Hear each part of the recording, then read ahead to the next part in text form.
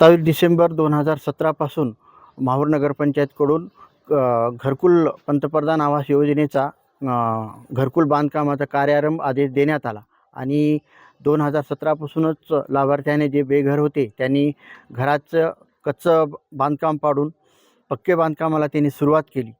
पण पहिला हप्तासुद्धा यायला खूप विलंब झाला आणि लोकांनी कर्जबाजारी झाली आणि आपलं बांधकामाला सुरुवात केली.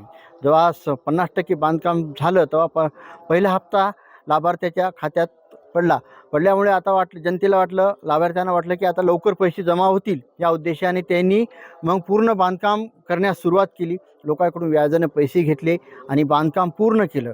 त्या बांधकाम पूर्ण होऊन आज 6 वर्षे 5 वर्षे असे 3 वर्षे झाले लाभार्थ्याचे, पण आजपर्यंत कोणाचे तिसरा हप्ता पडायला पाहिजे ते पडला नाही. शेवटचा जे 1,10,000 असतो हप्ता ते सुद्धा आज 5 ते 6 वर्षापासून आत्तापर्यंत माहूर शहरातील लाभार्थ्याच्या खात्यात जमा झाल्या नाही.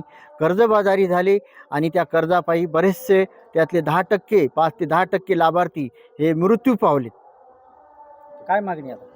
आमची मागणी एवढंच की सरकारने ह्याच्याकडे लक्ष द्यावे आणि लवकर त्यांना त्यांचे जे हक्काचे जे पैसे आहेत, ज्यांनी बांधकाम पूर्ण केलेले आहेत, जे 1103 पैकी 800 लाभार्थ्यांनी बांधकाम पूर्ण केलेत, त्यांच्या खात्यात लवकरात लवकर पैसे जमा करावं आणि त्यांच्यावरचे जे आत्महत्या किंवा टेन्शनमध्ये जे मरत आहेत ते त्याचं कुठेतरी थांबवावं ही सरकारला विनंती आहे.